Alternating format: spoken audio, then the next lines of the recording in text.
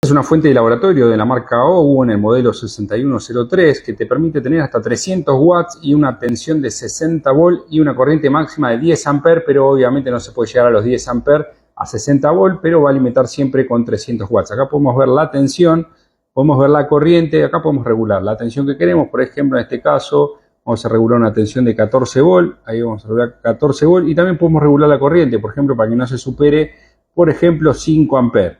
Entonces ahí tenemos regulado la tensión y la corriente que no se van a superar nunca.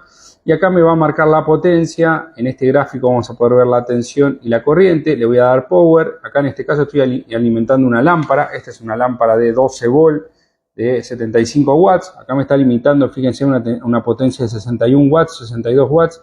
A medida que se va calentando varía un poquitito. Y la corriente, fíjense que está limitando por corriente. Teníamos 5.1 amperes. Fíjense que una vez que se calentó el filamento de la lámpara ya llegó a una tensión estable de 12,48 volt, 5,1 amperes. Acá puedo ir variando, por ejemplo, la corriente y levantarle la corriente. Acá voy levantando más, por ejemplo, hasta, ahí tenemos 8 amperes.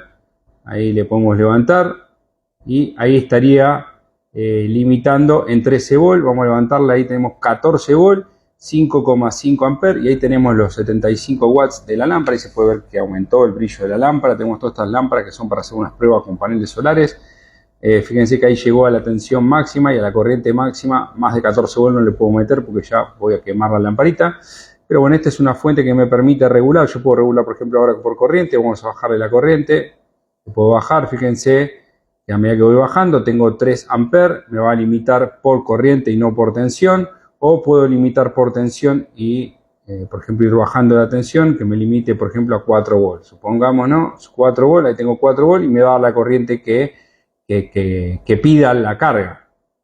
Entonces, este tipo de fuentes sirve para limitar tanto la tensión como la corriente y poder hacer ensayos a una corriente reducida, por ejemplo, para que no se produzca un cortocircuito muy violento. Entonces, yo puedo limitar a una corriente, por ejemplo, de 0,1 ampero a la corriente que yo quiera o a la tensión que yo quiera y alimentar cualquier tipo de sistema de distintas tensiones y corrientes.